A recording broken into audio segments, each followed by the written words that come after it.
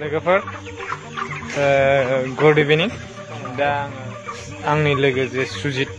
सुजित बिथांनि बयलार फार्माव दंफैयो नोंथांमोना नायलां फिनायजों माबायदि इनकाम खालामनो हायो नोंथांमोना आङो बे भिडिअनि गेजेरजों नोंथांमोननो खिथालांगोन दिनैसिम सानबेसे लाखो आरो सानसेजों बेसे गिदिर जाखो स' नोंथांमोना नायलांदो दिनैसिम 30 दिन जाबाय 35 दिननि गेजेराव नै दाउआ 2 केजि 2.5 केजि जाबाय नोंथांमोना जोबजासिम भिडिअखौ नायलांदो आं जास्ट बेखौ स्टार्ट खालामदों जे आंनि लोगो जे सुजित बिथाङा बेखौ बिथाङा बयलार फार्म खुलिफैदों स' दिनै दाउआ फाइनालि रिजाल्टखौ मोनबाय बिथाङा माने दिनै डिलिभारि खालामसिगोन 35 दिन जाबाय 35 दिननि गेजेराव बिथाङा डिलिभारि हरसिगोन दा बेनिफ्राय बेसेबां आङो बिथांमोननिफ्राय मोनथिनानै लागोन आरो आङो बिनि भिडिअखौ जुदि लाबोनांगौ जायोब्ला नेक्स्टआव आङो भिडिअ मोनसे बानायफिनगोन दा हिसाब मोनथिथ'नाय नंला मानो होनोबा बिसोरो दा टाइमा 8टासो टाइमावसो डिलिभारि जागोन होननानै बुंदों दा बेनि थाखायनो आङो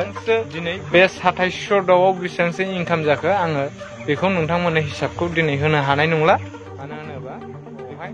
गोबाव सम लागोन टाइम लागोन बेनि थाखायनो माने दा जास्ट आङो एसे टाइम दंबावोखाय सम दंबावोखाय दा आपल'ड होनो नागिरबाय नोंथांमोनहा बे भिडिअखौ जोबजासिम नायलांदो मा रोखोमै बानायदों आरो मा रोखोमै दाउफोरखौ फिसिनाय जायो बेखौ बे भिडिअनि गेजेरजों नोंथांमोनहा नुलांनो मोनगोन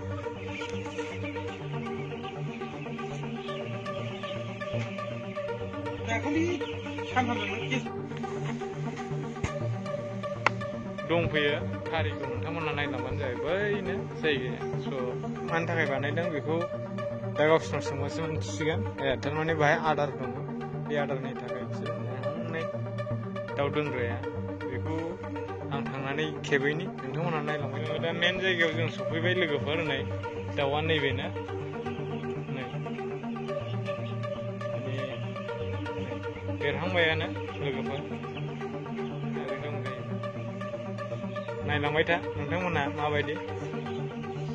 एक्सपिरियेन्स लानो हागोन नोंथांमोनाबो दा गावसोरनाव सोंनाय जागोन आरो 150 बे न'आ 150 फुट दङ आरो ना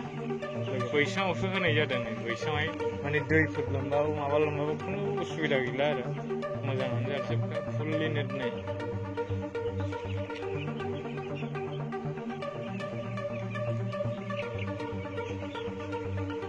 जागोन नों दाउआ दा सप्तासे जाबाय आरो ना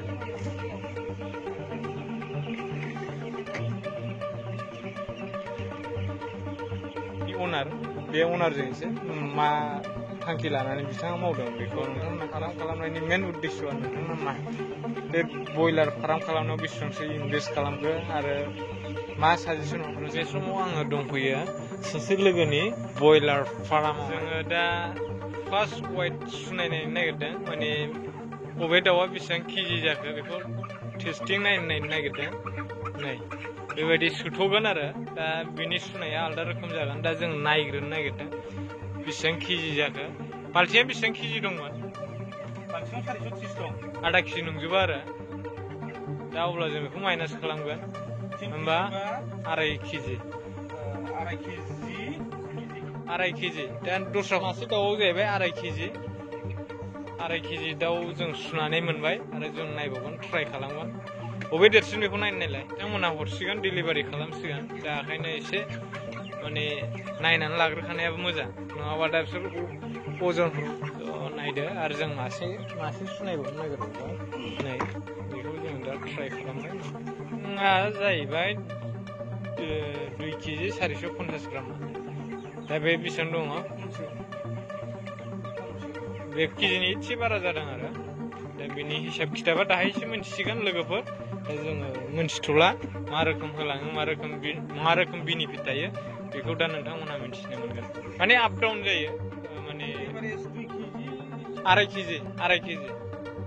केजिखौनो लादो टटेल 2700 दाउ दंमोन बाहाय दा 2700नि गेजेराव माबेसे दैखो बेखौबो दा मोनथिगोन